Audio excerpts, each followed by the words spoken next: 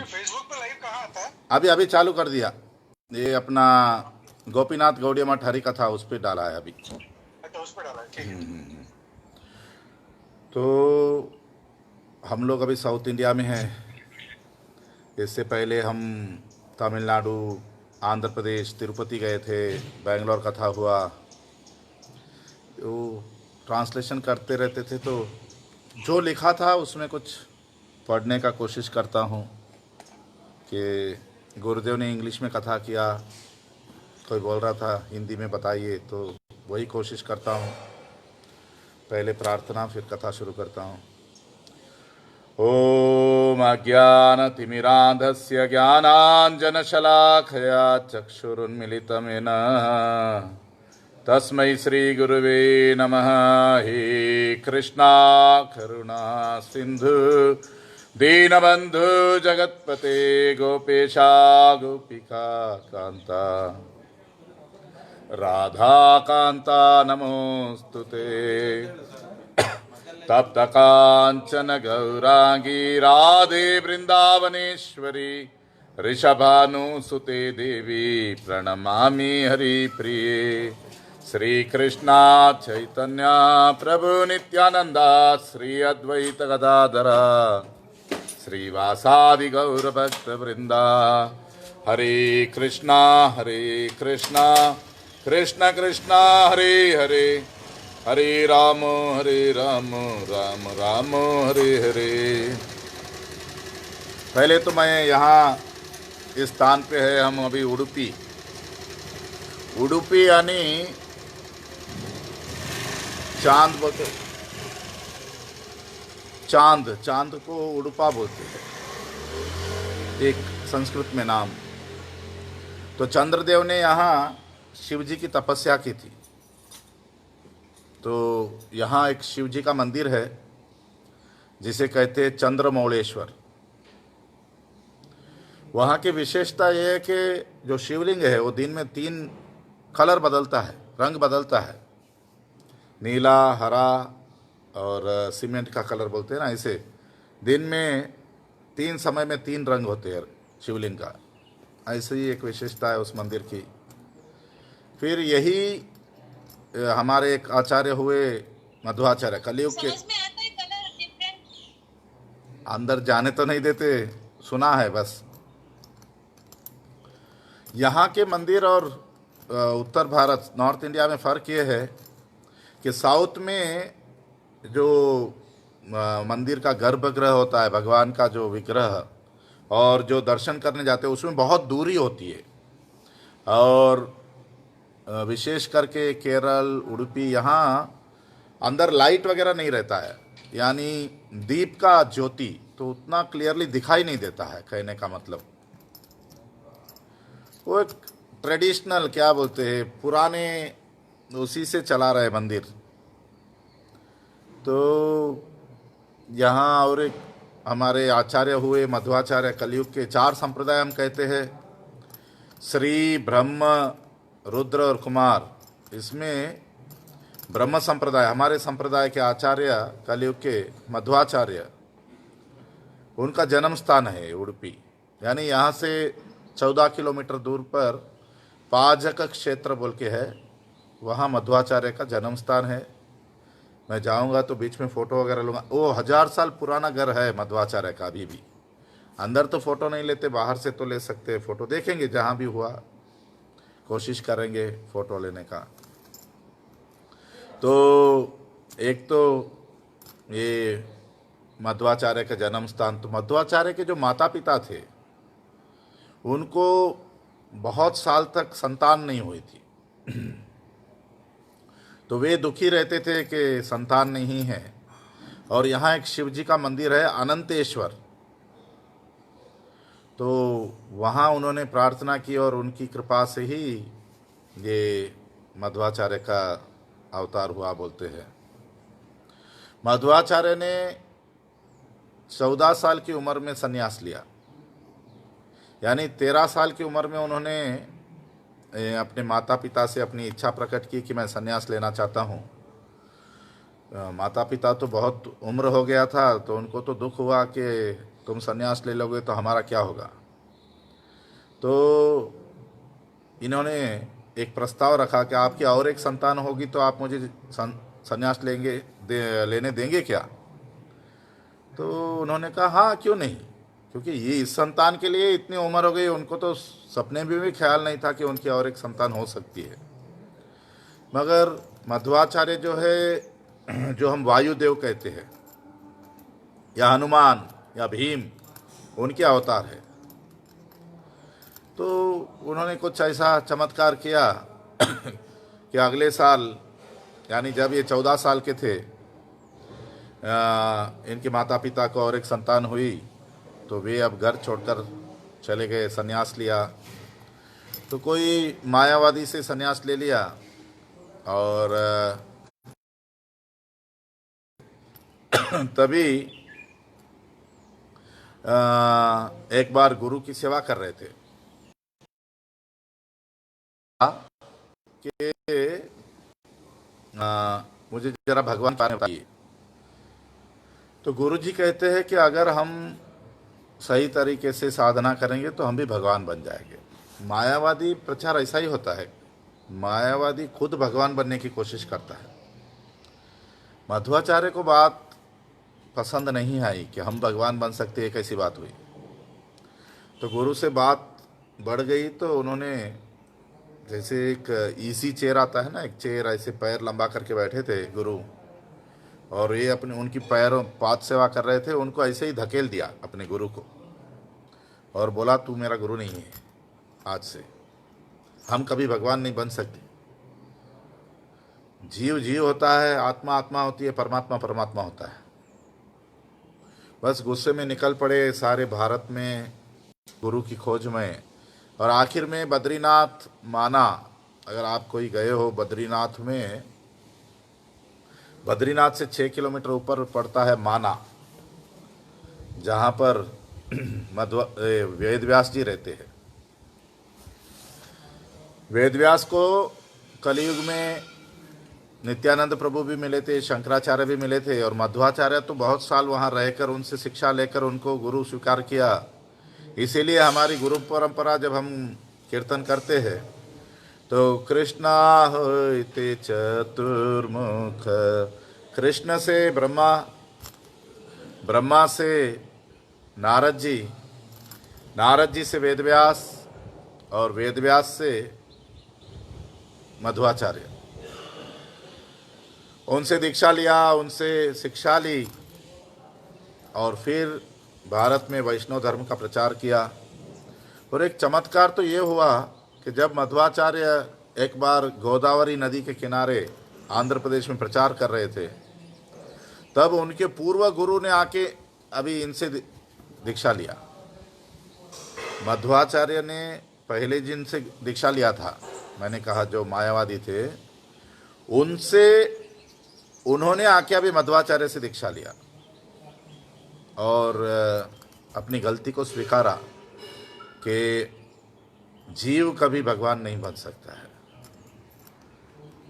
हमारे भगवान श्री कृष्ण, नंद नंदन कृष्ण, जब इस पृथ्वी पर आए आज से 535 साल पहले चैतन्य महाप्रभु बनकर, तो और जब चैतन्य महाप्रभु काशी में थे, बनारस वाराणसी में, सनातन गोस्वामी ने उनसे जब सवाल किया कि आमी मैं कौन हूँ, तो महाप्रभु ने यही जवाब दिया कि हम जीव है और जीवेर स्वरूप है कृष्ण नित्यदास। महाप्रभु ने ऐसे नहीं बोला कि तू एक पंडित है, तू एक ब्राह्मण है, तू प्रधानमंत्री था पहले गौड़ देश का, नहीं, तू एक जीव है और जीव का स्वरूप है वो कृष्ण का नित्यदास है। जब तक हम दासत्व स्वीकार नहीं करेंगे तब तक इस जन्म मरण के चक्कर में घूमते ही रहेंगे। बहुत लोग सोचते हैं हमने गुरु बना लिया, हम हरिनाम कर रहे हैं तो हम छूट जाएंगे। ऐसा तो नहीं है। महाप्रभु ने बताया था हरिनाम करो और सेवा करो। जब तक सेवा भाव नहीं आएगा, ये हरिनाम हमको लाभ पूजा प्रतिष्ठा दिला सकता है बस। हम बहुत लोगों को देखते हैं, गृहस्थ लोग भी मठवासी भी, ब्रह्मचारी भी, सन्यासी भी, हर कोई सेवा लेना चाहता है। सेवा दूसरों से लेना यानी उसका कर्म स्वीकार करना। तो उसका कर्म स्वीकार करोगे तो उसको फिर भुगतने के लिए फिर जन्म लेना पड़ेगा। तो हमको नरोत्तम दास ठाकुर भी ने यही बताया, हरि गुरु वैष्णव का सेवा करो। हरि गुरु वैष्णव तीनों का। कुछ लोग क्या करते हैं कि सिर्फ गुरु का सेवा करेंगे, ऐसे नहीं होगा। भगवान की भी सेवा करनी ही पड़ेगी। गुरु भगवान के प्रतिनिधि है, नो डाउट। और ऐसा बोल के सिर्फ गुरु का सेवा करेंगे, भगवान का नहीं करेंगे। कोई भगवान का सेवा करेगा, गुरु का करेगा, वैष्णव का नहीं करेगा। वैष्णव से सेवा लेने का कोशिश करेगा, अरे मेरी सेवा करो, वो भी नहीं होगा। हमारा निज स्वरूप है, हम दास है, और वो दासत्व हरि गुरु वैष्णव तीनों की सेवा करनी पड़ेगी इक्वली। सेवा करने से हमारा अहंकार जाता है, हमारा मैं और मेरापन जाता है, हमारी संसार की आसक्ति जाती है, हमारे में दैन्यता और सहिष्णुता आती है। और जब सेवा लेने की कोशिश करते हैं तो हमारे कर्म बढ़ते हैं, हमारे जन्म बढ़ते हैं। सोचिए ना कैसे करना है। सिर्फ हम इतना माला कर रहे, हम इतना हमारे में ज्ञान है, हम ऐसा नहीं होगा। और सेवा निष्काम भाव से, ऐसा नहीं कि मैंने इतना सेवा किया तो मुझे ये चाहिए वो चाहिए। इस दुनिया की चीज मांगने के लिए, या मठ मंदिर में आजकल फैशन हो गया, इसने इतना बुक बेचा, इतना मठ में सेवा किया, तो क्या होगा? मेहरबानी कर रहे हैं क्या हम लोग? मैं मठ की सेवा कर रहा हूँ, मैं हरि गुरु वैष्णव की सेवा कर रहा हूँ, किसी पे मेहरबानी करने के लिए थोड़ी ना कर रहा हूँ। मैं जन्म जन्म के चक्कर, यहाँ जन्म मरण के चक्कर में फंसा था। आज भगवान ने, गुरु ने, वैष्णव ने मुझे कृपा की और मैं उनकी सेवा कर पाया। वो अगर मेरी सेवा स्वीकार नहीं करते तो मेरा क्या होगा? सेवा इसलिए कर रहे हैं कि मेरा अहंकार जाए, सेवा इसलिए कर रहा हूँ कि मैं जन्म मरण के चक्कर से छूटूं, सेवा इसलिए कर रहे हैं कि मुझे नित्य निरंतर आनंद धाम में जाना है। इसलिए नहीं कि मैं सेवा कर रहा हूँ तो मुझे महीने महीने सैलरी चाहिए, या मेरा सब कुछ मुझे गुरुदेव दे दे, या मुझे मठवा में ये दे दो, या भक्त लोग मुझे पैसा दे दे, या मुझे सामान दे दे। ये कौन सी सेवा हुई? ये तो स्वार्थ है। दिस इज व्यवहार। ये तो गिव एंड टेक रिलेशनशिप हो गया। तो मेरा हरिनाम करना तो इट वॉज ए बेस्ट। अगर जहां एक्सपेक्टेशन है वहां प्रेम नहीं हो सकता। जहां मैं ये सोचता हूं कि मैंने इतना सेवा किया है, मुझे उसके लिए सैलरी चाहिए, या लोग मुझे सम्मान करें, मुझे प्रतिष्ठा चाहिए, मैं कुछ भी अगर चाहता हूं उसके बदले में, तो वो तो सेवा नहीं है, वो तो व्यवहार हो गया। वो तो हमको इस जगत से बाहर निकाल नहीं सकता। कितना साल जिएंगे? अभी मनुष्य जन्म कितने साल का है?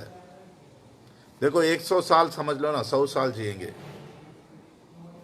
अगर हम 100 साल जी लेते हैं, 50 साल तो सो गए, तो 50 साल का ही ना जीवन। 50 में भी 10 तो बचपन में चला ही गया था। कोई बचपन से भागता है क्या? 10 साल जवानी में चले गए। और अगर हम 100 साल जी भी लेंगे तो 80 के बाद हम अपना काम कर सकेंगे क्या? तब तो सेवा लेना ही पड़ेगा। तो सेवा कब करेंगे? जीवन हमको हमारा गुरुवर्ग बोला, निश्वास न विश्वास हो, अपने श्वास पे विश्वास मत करो। कोई जवान हो सकता है, किसी में कोई टैलेंट हो सकता है, कोई अच्छा कीर्तनिया हो सकता है, अच्छा कथाकार हो सकता है, कोई अच्छा ऑर्गेनाइजर हो सकता है, कोई गुरु का अच्छा सेवक भी हो सकता है। मगर सेवा के बदले में अगर कोई एक्सपेक्टेशन है कि लोग मेरा सम्मान करें, मैं गुरु महाराज का सेवक हूँ, मैं क्या मंदिर का पुजारी हूँ, मैंने ये किया मठ के लिए, मैंने डोनेशन कलेक्शन किया, या जो भी सेवा किया होगा, उसके बदले में अगर इस जगत की कोई भी चीज़ मैं प्राप्त करना चाहता हूँ, यानी मेरा हरिनाम, मेरा सेवा, मैं इधर ही ख़त्म कर रहा हूँ, वो मुझे भगवान से श्री राधा कृष्ण तक नहीं ले जाएगा। वो मुझे जन्म मरण के चक्कर से भी नहीं छुड़ा सकेगा। सेवा निष्काम भाव से होनी चाहिए। सेवा का मतलब, प्रेम का मतलब है हम जिसकी सेवा कर रहे हैं वो हमारी सेवा से तृप्त हो। तो मध्वाचार्य यहाँ रहे, यहीं से सारे भारत में वैष्णव धर्म का प्रचार किया।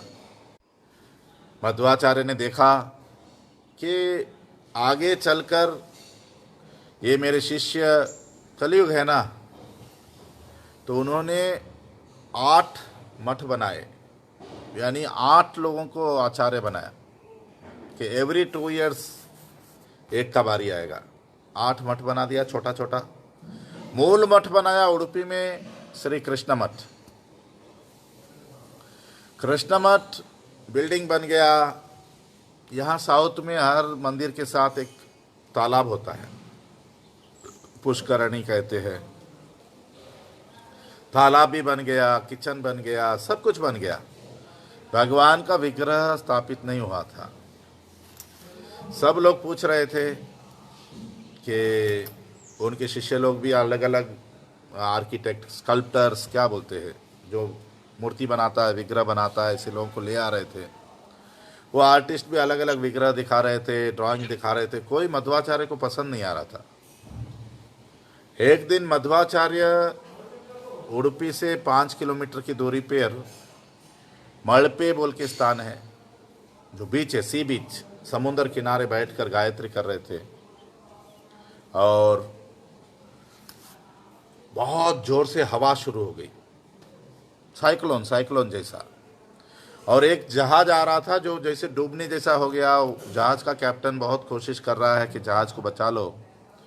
आखिर में उसने देखा कोई काम नहीं हो रहा है, तो उसने दूर से देखा कि एक सन्यासी बैठा है, तो इसने उनको प्रार्थना की कि हमें बचा लो, पुकारा। मध्वाचार्य ने अपना अंग वस्त्र, उत्तरीय कहते, ऊपर का वस्त्र ऐसे उठाकर ऐसे हवा में हाथ किया, तो हवा शांत हो गई। वायुदेव के अवतार है। तो ये कैप्टन ने देख लिया कि स्वामी जी ने ऐसे करने से ही हमारा जहाज बच गया। तो जहाज किनारे ले आकर मध्वाचार्य के चरणों में पड़ गया, प्रार्थना की कि आपकी कृपा से मेरा जहाज बच गया और आप जो भी मांगोगे मैं दूंगा। मध्वाचार्य कहते, मैं एक सन्यासी हूँ, मुझे क्या चाहिए, मुझे तो कुछ नहीं चाहिए। तभी वो जहाज का कैप्टन कहता है कि मेरे जहाज में बहुत धान है, सोना है, हीरे मोती, आप जो मांगोगे मैं देने तैयार हूँ, क्योंकि आपकी वजह से ही जहाज बच गया। मध्वाचार्य कहते, नहीं बाबा, मैं तो एक सन्यासी हूँ, मुझे कोई ऐसी चीज़ों की ज़रूरत नहीं है। आखिर में वो जब बहुत प्रार्थना करने लगा, तो मध्वाचार्य ने पूछा कि ये जहाज कहाँ से आ रहा है। उस कैप्टन ने बताया, हम द्वारका से आ रहे हैं। मध्वाचार्य जी ने पूछा, आप लोगों के पास गोपी चंदन होगा क्या? उसने कहा, हाँ बहुत है। बोला, जितना गोपी चंदन है हमको दे दो। तो कप्तान ने 15 लोग उठा के आए, उतना बड़ा एक गोपी चंदन का टुकड़ा था, 15 लेबरर्स। अभी कप्तान ने कहा कि बताइए कहाँ ले जाना है। मध्वाचार्य ने बोला, यहीं रख दो। तो बोला, नहीं बहुत वजन है। बोला, आप रख दो। वो लोग रख के चले गए। वो लोग जब चले गए, मध्वाचार्य ने अकेले उठा लिया। हनुमान जी है, भीम है। 5 किलोमीटर लेकर आए उडुपी। कृष्ण मठ के सामने जब आए तो शिष्य लोग दौड़ के आ गए। अभी 30 लोगों ने उठाया। शिप में जहाज से 15 लोगों ने उतारा था, मध्वाचार्य के शिष्य 30 लोगों ने उठाया, मंदिर के अंदर ले जा रहे थे, उनके हाथ से फिसल गया। उतना वजन पकड़ नहीं पाए और वो जो पुष्करणी थी, जो पानी का तालाब था मंदिर का, उसमें गिर गया। मध्वाचार्य गुस्सा हो गए अपने शिष्यों पर, खुद कूद पड़े उस तालाब में। और जब बाहर निकले तो कृष्ण का एक विग्रह लेके निकले। उस गोपी चंदन के अंदर एक कृष्ण का विग्रह था। वही मंदिर में स्थापित किया। गोपाल विग्रह है। जैसे भगवान कृष्ण गाय चराने जाते हैं ना, तो एक हाथ में एक लकड़ी है, एक हाथ में रस्सी लेकर खड़े हैं, 6 साल के कृष्ण। ऐसा दर्शन है यहाँ पर। ऐसे मध्वाचार्य ने बहुत लीलाएं की। ये श्री कृष्ण मठ की स्थापना की। वाला हो गया ना, हाँ, बाल वाले अवतार किसका अवतार? कृष्ण का, मतलब साखे वाला हो गया ना भाव हाँ, सख्य भाव। कृष्ण का। 6-7 साल का कृष्ण, 4 से 7 साल का कृष्ण जो है वो सख्य भाव का है।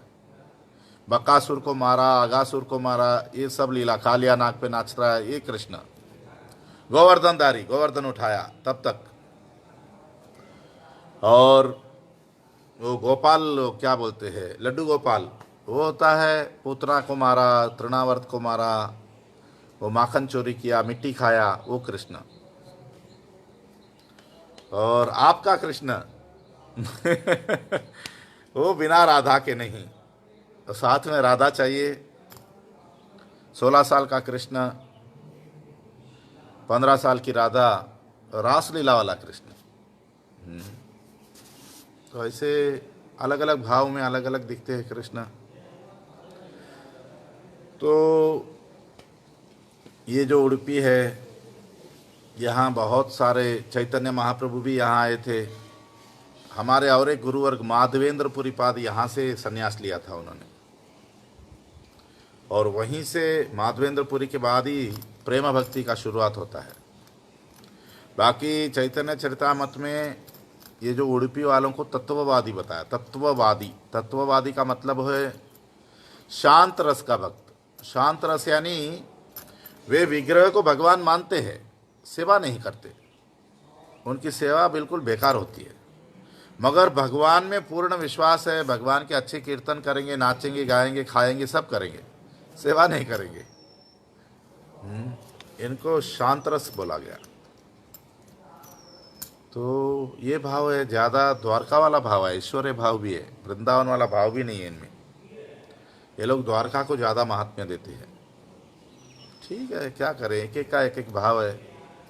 हम तो यहाँ आते हैं, गुरुदेव का आयुर्वेद ट्रीटमेंट होता है, क्या बोलते हैं, पंचकर्मा ट्रीटमेंट, उसलिए आते हैं। तो आज से शुरू हुआ है, उसलिए आए उडुपी, तो मुझे लगा कुछ बता दूं। और एक चमत्कार हुआ था 500 साल पहले। एक हमारे आचार्य हुए व्यासतीर्थ, व्यासतीर्थ के एक शिष्य थे कनकदास।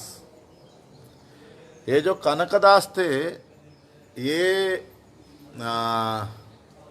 जो बकरी चराते हैं ना, गोट क्या बोलते हैं हिंदी में, क्या बोलते हो बकरी चराने वाले को? उस जाति के थे, यानी लो कास्ट बोलते हैं ना, निचली जाति के थे। तो एक राजा थे पहले, तो कर्नाटक में कागी नेले बोल के गांव है, वहाँ के राजा थे। एक बार एक युद्ध में उतने उनको ये हो गए इंजर्ड कि वो पूरा शरीर से खून आ रहा था, बीमार हो गए थे और कुछ नहीं हो पा रहा था। ऐसा हो गया था जैसे मर जाएंगे। मगर पता नहीं, भगवान की कृपा हुई, भगवान ने उनको सपने में दर्शन दिया। भगवान ने कहा, मैं तुझे भेजा था भक्ति का प्रचार करने, तो राजा बन के बैठा है, यहाँ लड़ाइयाँ कर रहा है। तो इन्होंने भगवान से माफ़ी मांगी। तो भगवान ने सपने में उनको, उनके शरीर को ऐसे हाथ लगाया, वो ठीक हो गए। तो उन्होंने व्यास तीर्थ नाम के मध्व संप्रदाय के आचार्य हुए, उनसे दीक्षा लिया, सारा राज्य अपना त्याग दिया। अभी भिक्षा करके जीते थे, मगर थे क्या बोलते हैं, नीची जाति के थे। तो ऐसे जीवन चल रहा था। एक बार उनकी इच्छा थी कि मैं भी उडुपी कृष्ण का दर्शन करूं, तो उडुपी आए। देखिए, मध्व संप्रदाय से दीक्षा भी लिया है, मगर आज से 500-1000 साल पहले बहुत जातिवाद था हमारे देश में। उनको मंदिर में आने नहीं दिया कि तुम निचली जाति के हो, तुमको हम आने नहीं देंगे। तो बहुत दुखी हो गए। मंदिर के पीछे आकर बैठ गए और कीर्तन गा रहे थे कि कृष्ण तू जल्दी आ जा, मैं तेरा दर्शन करना चाहता हूँ। कन्नड़ में है कीर्तन, कृष्णानी बेगने बारो, ऐसा बोलकर गा रहे थे। और मंदिर की दीवार टूट गई, भगवान का विग्रह मुड़ गया उनको दर्शन देने के लिए। पीछे थे ना, भगवान के पीछे थे, तो भगवान ऐसे मुड़ गए। तो आज भी वो विग्रह वैसा ही है, यानी साधारणतः ईस्ट फेसिंग होता है, यहाँ वेस्ट फेसिंग है। भगवान ऐसे उल्टे खड़े हैं, तो पुष्करणी ये सब पीछे आ गया भगवान के पीछे। और दीवार को वैसे तो रिपेयर कर दिया है, मगर एक क्या कहते हैं, एक विंडो रखा है। आज हम भी उस विंडो से भगवान का दर्शन कर सकते हैं, जहाँ से उन कनकदास, उन भक्त को भगवान ने ऐसा दर्शन दिया। तो ऐसे हमारे भारत साधुओं की, ऋषि मुनियों की धरती है। तो ये उडुपी भी एक तीर्थ स्थान बोल सकते हैं, द्वारका बोल सकते हैं। तो ऐसे यहाँ की लीलाएं हैं। बाकी महाराज के साथ थे, वही बोल रहा हूँ कि पता नहीं ये मैंने पढ़ा था नहीं पढ़ा था, मुझे याद नहीं मैं कहाँ तक पढ़ा था। मैं पढ़ रहा हूँ, अगर आपको लगा कि नहीं ये बोला था तो फिर आगे बढ़ जाऊँगा। जैसे 9 तारीख को महाराज कहीं कथा कर रहे थे, उसमें महाराज ने बताया, अनन्यश्चिन्तयन्तो माम ये जना पर्युपासते तेषाम नित्याभियुक्तानाम योगक्षेमं वहाम्यहम्। इस श्लोक पे महाराज ने कथा किया और बताया कि कैसे भगवान जो है, जो सारी चिंताएं छोड़कर, भौतिक चिंताएं छोड़कर अपूर्ण रूप से अपना मन बुद्धि भगवान में लगा देता है, अपना चित्त, अपना हृदय, उसकी हर दिन के लिए उसको जो चाहिए वो भगवान लेके आके देते हैं। तो उसके लिए उदाहरण दिया, मैं भी एक उदाहरण दे सकता हूँ। जैसे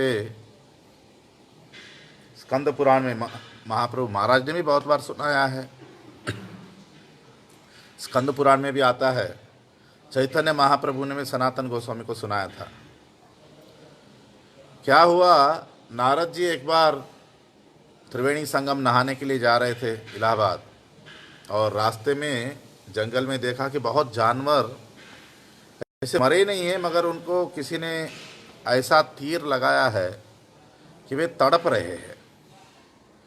नारद जी दुखी हो गए कि कौन है भाई ऐसा, तो ढूंढने लगे, पुकारे, अरे कौन है इधर। तो शिकारी, उसका नाम था मृगरी, वो छुप के बैठा था कि कहीं जानवर मिले तो मैं तीर चलाऊं। तो नारद जी की आवाज़ से जानवर सब यहाँ वहाँ भागने लगे, तो उसको गुस्सा आ गया। नारद जी कहा कि बोल रहा है, कौन है आप? नारद जी बोले, मैंने यहाँ देखा बहुत से आधे आधे मरे से पड़े हुए थे, ये किसने किया है? जानवर ऐसे तड़पते हैं ना, तड़प तड़प के मरते, मुझे अच्छा लगता है। नारद जी बोले, देखो मारना है तो एक ही इसमें मार डालो, ऐसे तड़पाओ मत, ये तुम्हारे लिए अच्छा नहीं है। तो उसने बोला क्यों? तो नारद जी ने बोला, देखो, उसको दिव्य दृष्टि दिया नारद जी ने। इसने आज तक जो जानवर मारे थे सब उसको दिखाई दिए और सब गुस्से में थे। नारद जी ने बताया कि सब जानवर तुम्हारा इंतजार कर रहे, तुम जब मर जाओगे ये सब तुमसे बदला लेंगे, ये भी तुझे तड़पाएंगे, सोचो तो सही तुम्हारी क्या हालत होगी। अभी बेचारा डर गया, नारद जी के चरण पकड़ लिए कि मुझे तो पता नहीं था ये पाप पुण्य ये सब क्या होता है। अभी रक्षमाम रक्षमाम, मेरी रक्षा करो रक्षा करो। नारद जी ने बोला, पहले तुम्हारा ये जो हथियार है, क्या बोलते हैं, बो एंड एरो, धनुष और बाण, ये सब तोड़ डालो, फेंक दो, तब बताता हूँ। तो उसने सारे तोड़ के फेंक दिए। पहले तो इसने पूछा, अगर धनुष बाण नहीं होगा तो मैं करूँगा क्या, मेरा जीवन कैसे चलेगा? नारद जी ने बोला, वो मैं देख लूँगा, तो इसको तोड़ के फेंक दे। उसने फेंक दिया। फिर नारद जी ने बोला, आज तक तूने जितना भी पैसा बनाया, घर बनाया, इस पाप से तो किया, ये सब दान कर दे ब्राह्मणों को, और यहाँ गंगा किनारे बैठकर एक कुटिया बनाकर तू हरि नाम कर। बोला, करूँगा तो सही, मगर मेरा जीवन कैसे चलेगा, मेरी पत्नी है, बच्चे हैं, मेरा खाना। बोला नारद जी, बोला वो सब मैं देख लूँगा। अभी इसने जैसे नारद जी ने बोला था, अपना सब कुछ, पहले तो दीक्षा लिया, हरि नाम का दीक्षा लिया नारद जी से, फिर अपना घर जो है सब बेच दिया, सब दान कर दिया, बेचा नहीं, दान कर दिया। गंगा किनारे आकर एक झोपड़ी बना ली, कुटिया, और वो अपनी पत्नी, बच्चे सब हरिनाम करने लगे। जब गांव वालों को पता चला कि मृगरी शिकारी, जो कि इतना क्रूर होता था, जानवरों को मारता था, ये साधु बन गया, तो गांव वाले इसको मिलने आते थे। हम भी साधु को मिलने जाते हैं। साधु को मिलने कभी खाली हाथ नहीं जाना चाहिए। साधु भगवान का प्रतिनिधि है। कुछ भी ले जाओ, फूल ले जाओ, फल ले जाओ। मेरा अच्छा अनुभव जीवन का, दिल्ली वाले तो बहुत खिलाते हैं, पराठा खिलाएंगे हमको सुंदर कृष्ण प्रभु। क्या हो रहा है? सुंदर कृष्ण प्रभु सो गए क्या? वो नहीं खिलाएंगे, हम कैसे ही बोलते रहते। तो मैं हिमाचल प्रदेश में जाता था, चंबा, डलहौसी से। हाँ हाँ, भाग गए क्या? आ गया प्रभु जी, आ गया हूँ। मैं बोला सुंदर कृष्ण प्रभु हमको पराठे खिलाएंगे, आप बिल्कुल जवाब नहीं दे रहे थे। प्रभु जी, मैं सोचता कि आप प्रभु जी इतनी इतनी सेवा करते हैं आप सभी लोगों की। प्रभु जी कहाँ सेवा करते हैं? वो देखो सीमा दीदी आना चाहती है। मुझे नहीं मिलता कि प्रभु जी को पराठे बना के खिलाए, प्रभु जी खुद खिलाते हैं हमें। अरे हाँ। खूब खिलाते हैं ये, खूब खूब। खूब मोटा हो गया, साउथ इंडिया आके 10 किलो वजन बढ़ गया मेरा। आइए तो पत्ते खाते हैं, आपका वजन कम हो जाएगा। हाँ, साउथ इंडिया वाले हमको रसोई बनाने नहीं देते।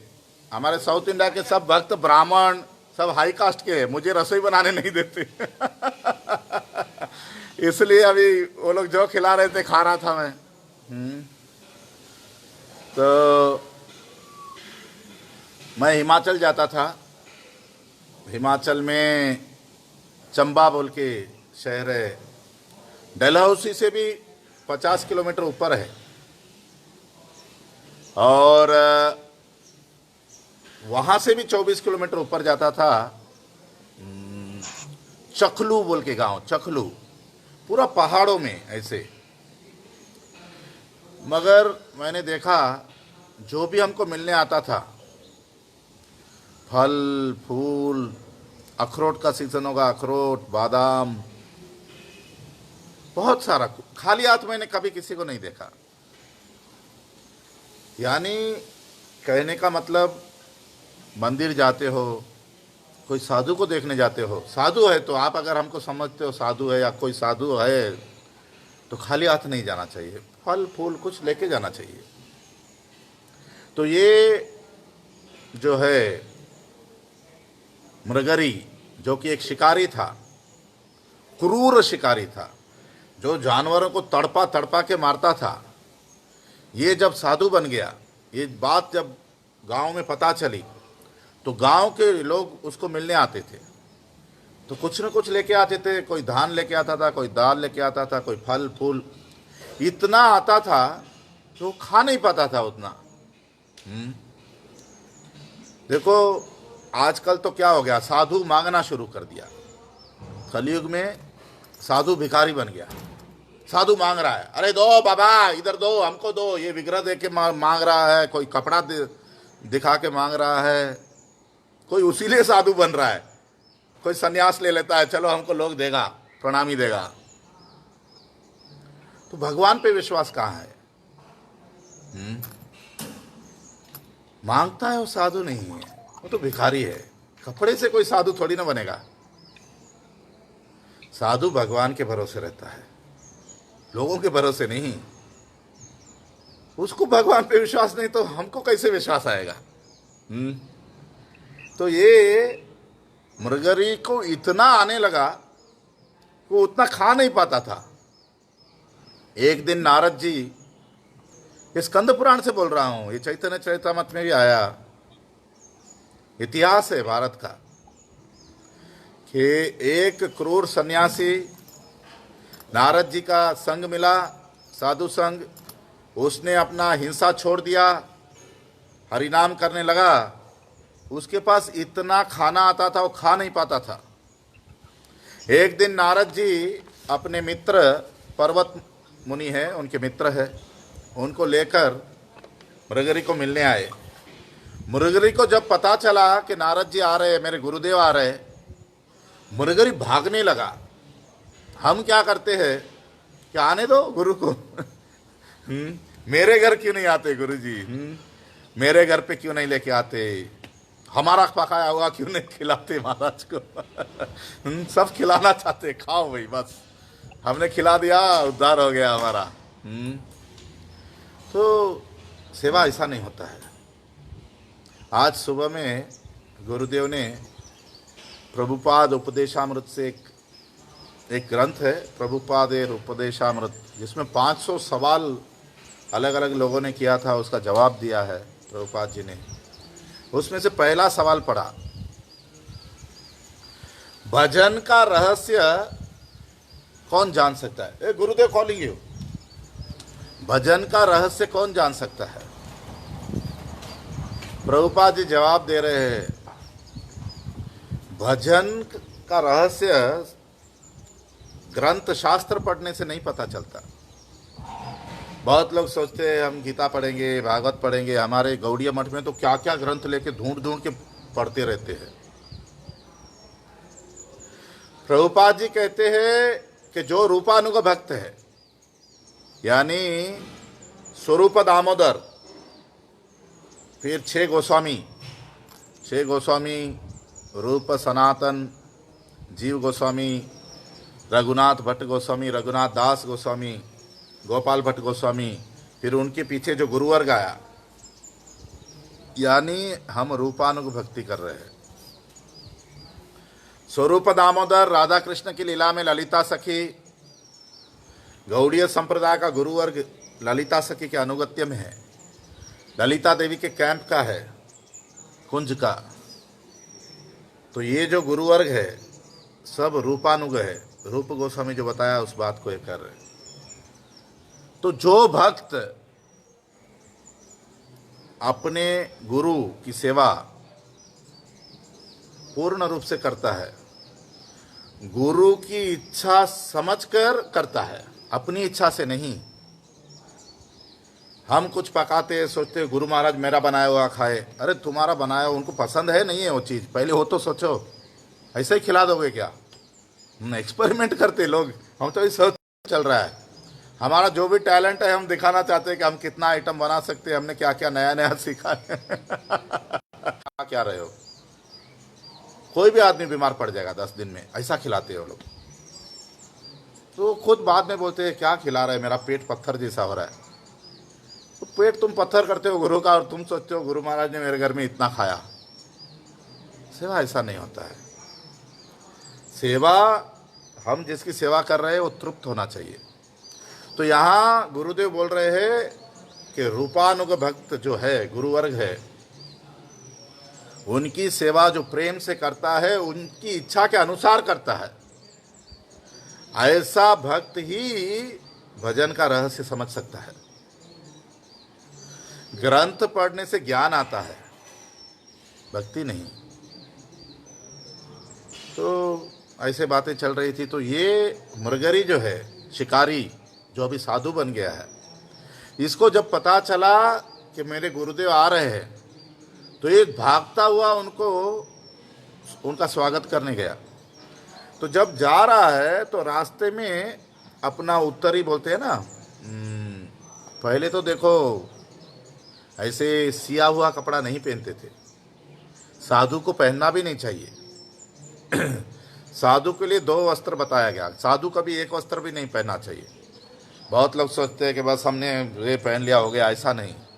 साधु को कभी भी 2 वस्त्र पहनना चाहिए, शरीर ढका हुआ होना चाहिए, शरीर किसी को दिखाना नहीं चाहिए। और ऊपर का जो वस्त्र होता है उसको अंग वस्त्र कहते हैं या तो उत्तरीय कहते हैं अभी आजकल। उसने अपना उत्तरीय लेकर बहुत जगह पर जहाँ चींटी थी, कुछ ऐसे छोटे छोटे जीव थे, उनको हटा रहा था कि उन पे मैं पैर रखूँगा तो मर जाएंगे।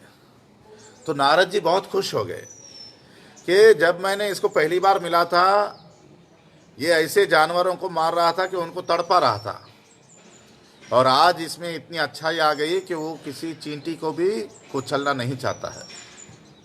तो गुरु देखो इसी बात से तृप्त हो गए। ऐसा नहीं कि मेरे लिए 20 आइटम बनाया नहीं, मेरे लिए पकाया नहीं। आजकल लोग ऐसा सोचते हैं कि गुरु को खिला के हम तृप्त कर देंगे या कोई डोनेशन दे देंगे तो गुरु तृप्त हो जाएगा पैसा देखकर। ऐसा कुछ नहीं है। गुरु आपके पैसे के लिए भी नहीं आ रहे, आपके खाने के लिए भी नहीं आ रहे। गुरु आप पे कृपा करने आ रहे हैं, और कृपा आशीर्वाद मिलेगा जब हमारी सेवा प्रेम से होगी। प्रेम का मतलब होता है कि हम कोई भी इच्छा नहीं रख रहे, उनकी तृप्ति के लिए कर रहे हैं। जब तक इच्छा है तब तक यहीं पर अभी भी हमारे में आसक्ति है इस संसार की। तो गुरु कृपा नहीं हुई। गुरु कृपा से तो हमारा अनर्थ चला जाना चाहिए, आसक्ति चले जानी चाहिए। गुरु कृपा से ही जाएगी।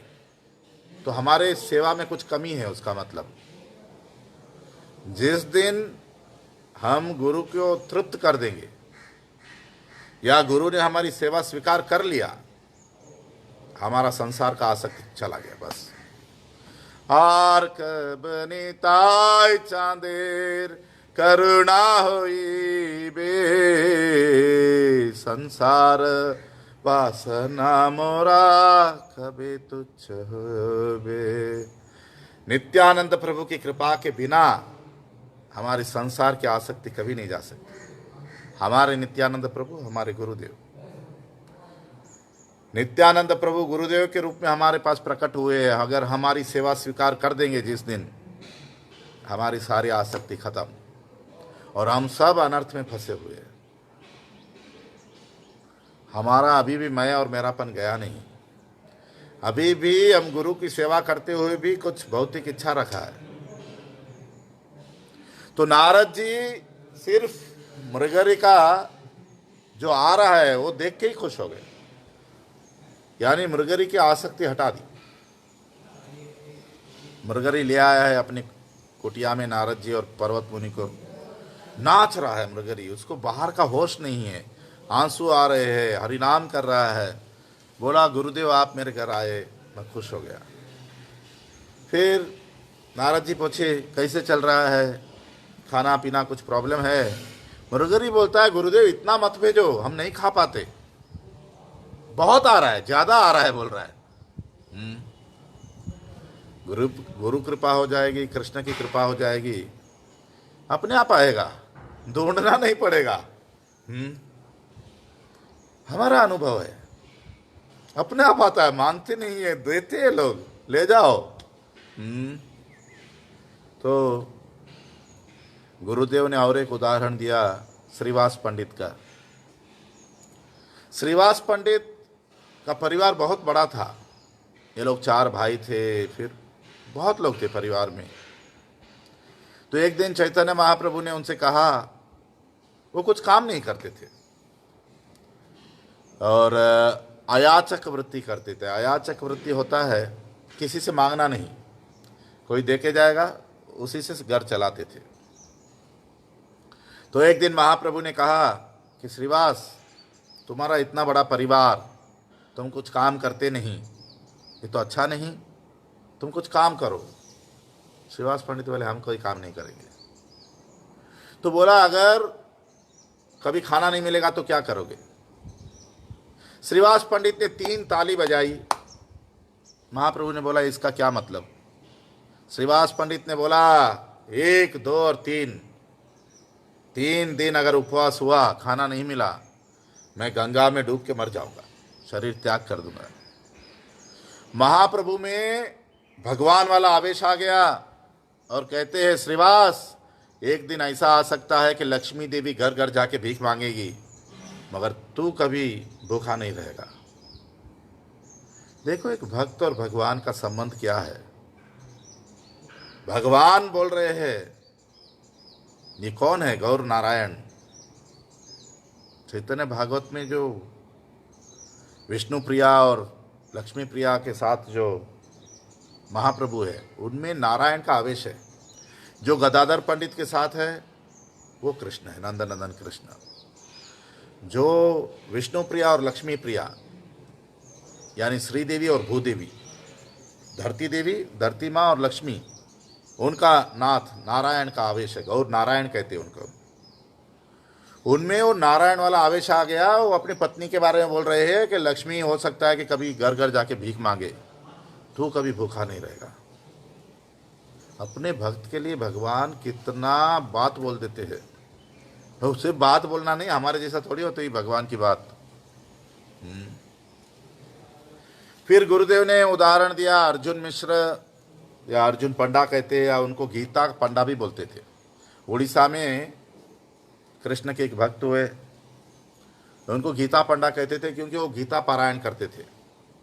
मगर वो हर दिन एक बार भिक्षा करने जाते थे। एक दिन खुद गीता पढ़ रहे हैं और जब ये श्लोक पढ़ा तो इनको लगा कि वहाम यहम का मतलब है भगवान ऐसा बोल रहे कि मैं ढो के ले जाता हूँ भक्त के घर। इन्होंने लिखा ददाम यहम, मैं देता हूँ बोलकर। उठा के क्यों जाएंगे भगवान?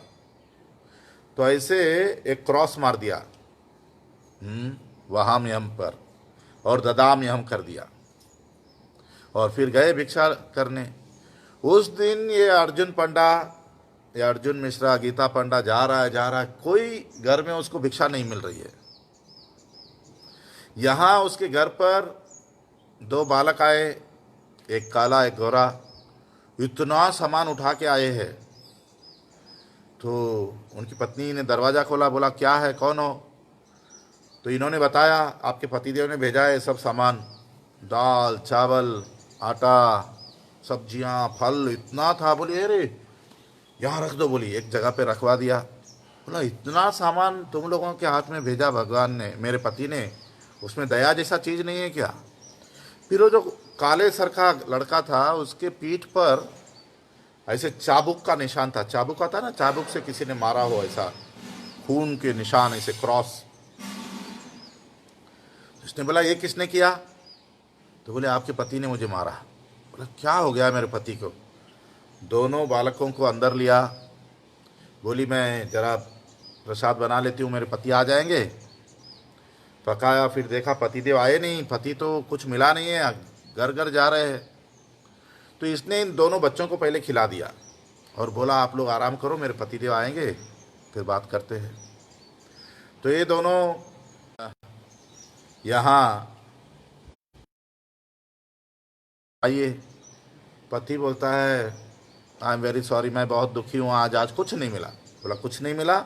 इतना सामान तो भेज दिया था, मैंने तो पूरा भोग लगाकर आपकी इच्छा, आपका इंतजार कर रही थी। बोला मैंने कब सामान भेजा? बोला दो बालकों को, उसमें उसको एक को तो आपने इसे मारा भी था। तो कौन थे, क्या थे? उस कमरे में गए तो उधर दोनों बालक नहीं थे। फिर इसने जब बोला कि आपने ऐसे मारा था उसके पीठ पर, तो इनको पता चल गया कि भगवान उठा के आए और उन्होंने फिर हटा दिया। गुरुदेव ने और एक एग्जाम्पल दिया और एक उदाहरण दिया। 1971 दुर्भिक्ष हुआ था। दुर्भिक्ष क्या कहते, बारिश नहीं हुआ था बहुत साल तक। तो कलकत्ता में चैतन्य गौड़ीय मठ, जन्माष्टमी का दिन था। श्रीला भक्ति दयित माधव गोस्वामी महाराज उस दिन कथा के लिए जब बैठने जा रहे थे, तो जो सब सामान रहता है ना, दाल चावल, ये सब सामान जो ध्यान रखता है, उसने आके बताया कि गुरुदेव कुछ भी नहीं है सामान, मठ के किचन में दाल चावल कुछ नहीं है, तो सब्जी कुछ नहीं है। तो एक्चुअली जन्माष्टमी जब हम करते हैं, कृष्ण जयंती, अगला दिन तो फीस्ट होता है, नंदोत्सव। तो किसी को नंदोत्सव के बारे में बताना नहीं, लोग आएंगे तो कुछ देने के लिए कुछ नहीं है। महाराज जी ने बोला ठीक है, कथा कीर्तन हुआ, कथा हुआ, रात को 12 बजे अभिषेक हुआ, फिर कथा, और लास्ट में महाराज जी ने कथा करते करते बोल दिया कल नंदोत्सव होगा, सब लोग आना। अभी सारे शिष्य विचार करने लगे महाराज जी ने क्या बात बोल दी, क्या होगा अभी कल। सुबह सुबह यानी 3:30-4 बजे एक ट्रक लॉरी भर के सामान लेके कोई ट्रक ड्राइवर आया कि ये सेठ ने भेजा है, ले लो। सब डाउनलोड हुआ, 1000-2000 लोग आए थे, सबके लिए प्रसाद बना था। तो विश्वास करो सब होगा, विश्वास नहीं कुछ नहीं। और एक उदाहरण दिया गुरुदेव ने, 1933 में प्रभुपाद जी गौड़िया मठ कलकत्ता में जन्माष्टमी का 1 महीने का उत्सव करते थे, 1 महीना उत्सव चलता था। तो वहाँ भी एक दिन ऐसा ही आया, स्टोर कीपर आके बोला कि रसोई बनाने के लिए कुछ नहीं है। प्रभुपाद जी हरिनाम कर रहे थे और उन्होंने इतना ही बोला, देखते उनकी क्या इच्छा है, भगवान की क्या इच्छा है देख लेंगे। तो उस दिन भी ऐसा ही हुआ, शाम को 4 बजे एक छकड़ा बोलते हैं ना, बुलॉक कार्ट, बैलगाड़ी भरकर कोई सामान देके गया। जब हम उन पे निर्भर होंगे तो वो हमारी इच्छा पूरी करेंगे। हम सोचेंगे हम खुद कर लेंगे तो करो। हम अपना अहंकार या मैं कर सकता हूँ ये भाव छोड़ने तैयार नहीं है, और जब तक ये भाव है भगवान हमारे ऊपर कृपा करेंगे नहीं। जिस दिन हम हाथ उठा देंगे ना, द्रौपदी ने हाथ उठाया तो द्रौपदी ने शरणागति कैसे की, उसने हाथ जब उठाया, भगवान का जो साड़ी का अवतार हुआ,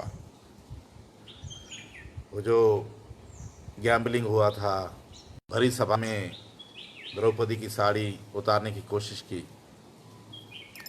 इसके बाद जब द्रौपदी, जब ये लोग वनवास में थे, भगवान कृष्ण जब इनको मिलने आए थे, द्रौपदी को जब पहली बार उसके बाद मिली तो द्रौपदी ने भगवान से कंप्लेन किया कि आपने उस दिन आने में देरी कर दी थी। भगवान ने बोला मैं कभी देरी नहीं करता। द्रौपदी बोली नहीं, उस दिन तो देरी हो गई थी, वो तो बिल्कुल साड़ी। भगवान ने बोला देखो, तुम जब तुमको दुर्योधन का भाई घसीट के ले आ रहा था, तुम मुख से तो मेरा नाम ले रही थी, मगर तुम्हारे मन में ऐसा था कि मेरे 5 पति है, अभी आके इसको खत्म कर देंगे। जब सभा में आ गई, देखा तेरे 5 पति सर नीचा करके बैठे हैं, तब भी तो मेरा नाम तो ले रही थी, मगर मन में ऐसा था कि यहाँ धृतराष्ट्र, भीष्म, ये बड़े बड़े राजा बैठे हैं, घर के बड़े बैठे हैं, ये तुम्हें बचा लेंगे। फिर जब देखा कोई कुछ नहीं कर रहा है, तूने खुद साड़ी को पकड़ने का कोशिश किया, और जब तब भी तेरे से नहीं हुआ, तूने दोनों हाथ उठा दिए अपने, और हृदय से जब मेरा नाम लिया, तभी का तभी मैं साड़ी के रूप में प्रकट हो गया। हम सब का यही हाल है। हम सब सोचते हैं मेरा पति है, मेरे माता पिता है, मेरा बेटा है, मेरी बेटी है, कहीं ना कहीं हम अटके हैं संसार में, उसीलिए कृपा नहीं हो रही। भगवान हम पे कृपा करना चाहते हैं, गुरुदेव ऐसा ही कहते हैं, तभी हमारे जीवन में गुरु आया। जिसने गुरु को स्वीकार किया, जिसने हरे कृष्ण महामंत्र को स्वीकार किया, यानी उस पर भगवान की कृपा है, भगवान उसको दर्शन देना चाहते हैं। मगर अनर्थ जब तक है तब तक भगवान हमको दर्शन नहीं देंगे। उसलिए भगवान ने अपने प्रतिनिधि गुरु को भेजा, और अगर हम गुरु की सेवा नहीं करेंगे, गुरु की कृपा नहीं पाएंगे, हम अभी भी हमारे पति, हमारे बेटा, हमारा घर, हमारा खाना कोई पराठे में फंसा है, कोई डोसे में फंसा है, इसी में ही फंसे हुए रहेंगे। पुनरपि जननम पुनरपि मरणम पुनरपि जननी जठरे शयनम यह संसारा खलु दुस्तारा, कृपया पारे पाही मुरारे। ये हरिनाम, ये गुरु हमको इस जगत का कोई अच्छा जन्म दिला देंगे, बस स्वर्ग, कोई सिद्धि, किसी में अनर्थ नहीं जाएगा, मुश्किल हो जाएगा, भजन कया कुछ मतलब नहीं। अनर्थ यही है, unwanted material desires, unwanted material attachments. घर बनाना बुरा नहीं, शादी करना बुरा नहीं, बच्चे करना बुरा नहीं, कुछ भी बुरा नहीं। इस जगत में कोई चीज़ बुरी नहीं है, सब भगवान की बनाई हुई है। बुरा है हमारा आसक्ति और अटैचमेंट। मेरे पति के बिना मैं कैसे रह पाऊंगी, मेरे इस घर के बिना मैं वहाँ मठ में कैसे रह पाऊंगी, या यहाँ नॉर्थ में, यहाँ देखिए साउथ में हम गर्मी में बैठे हैं, तो वहाँ वृंदावन में ठंडी में कैसे रह पाएंगे। बस ऐसी ऐसी छोटी छोटी चीज़ें लेकर बैठे हैं। भगवान ने खिलौने दे दिए। कोई बच्चा रोता है ना, उसको खिलौने दे देते हैं। ऐसे किसी को पति दे दिया, किसी को बच्चे दे दिए, किसी को घर दे दिया, बैठा रहे, रोना बंद कर बस। हम मनुष्य है, हमारे में बुद्धि है, हम सोच सकते हैं। हम हरिनाम कर रहे हैं, हमारे अनर्थ क्यों नहीं जा रहे? हमारे शरणागति में कमी है, या हमारी हम सेवा भाव नहीं है हमारे में? नहीं तो हरिनाम में इतना ताकत है, तो कहीं हम फंसे हुए, या हमारा कोई अपराध हो रहा है। सोचना चाहिए, अपनी प्रगति पे ध्यान दो। हरिनाम कर रहे हो, 16 से 24 पे आ गए, 32 पे आ गए, 64 पे आ गए, ठीक है, नंबर बढ़ गया। कोई क्या 10-20 कीर्तन कर लेते हो, बहुत अच्छा है। कोई तुलसी का क्या, वो सब ठीक है, जो जो आप कर रहे हो सब ठीक है। हरिनाम का उद्देश्य क्या? भक्ति। भक्ति कब शुरू होगी? जब अनर्थ जाएंगे। रहस्य है, भक्ति निष्ठा के बाद शुरू होती है, निष्ठा आने से शुरू होती है। तब तक तो खिलौना खेल रहे हैं, ऐसा ही हो जाएगा। तो मनुष्य जन्म मिला है, दुर्लभ मानव जन्म पाया। दुर्लभ मानव जन्म मिला, हरिनाम भी मिल गया, गुरु भी मिल गए बहुत लोगों को इसमें। अभी आगे नहीं बढ़ेंगे, इधर ही रह जाएंगे। तो अनर्थों से निकलो, आसक्ति छोड़ो, घर बनाओ, महल बनाओ, शादी करो, सेवा भाव रखो, मैं और मेरापन नहीं। सब कृष्ण का है, सच तो वही है, हमारा क्या है? कुछ तो नहीं। घर बनाओ, अच्छा महल जैसा घर बनाओ। ऐसे ऐसे नाटक करने से कुछ नहीं हो रहा। प्रभुपाद वही बोलते हैं, जो जैसा जी रहे हो ऐसे ही जियो, बस भाव बदलना है, मैं और मेरापन छोड़ना है, और सब भगवान को समर्पित भाव से जीवन ले जाना। जीवन के बीच में कृष्ण के ले आओ। हमारा सारा गुरुवर्ग हमको यही बता रहा है। जो भक्तिविनोद ठाकुर होंगे, हर आचार्य हमको यही सिखा रहे हैं, हमारे गुरुवर्ग। तो गुरुवर्ग के बताए हुए रास्ते पे चलो, उनकी कृपा लो, अनर्थ से बाहर निकलो।